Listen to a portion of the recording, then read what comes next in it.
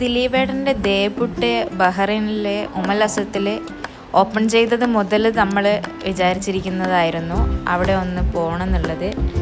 അപ്പം ഇൻസ്റ്റാഗ്രാമിൽ വീഡിയോസിലൊക്കെ കാണാറുണ്ടായിരുന്നു ദേപുട്ടിൻ്റെ വീഡിയോസും അവിടുത്തെ ഫുഡൊക്കെ. അപ്പോൾ പോകണമെന്നുള്ള ഒരാഗ്രഹം കൊണ്ട് നമ്മൾ ഇറങ്ങി.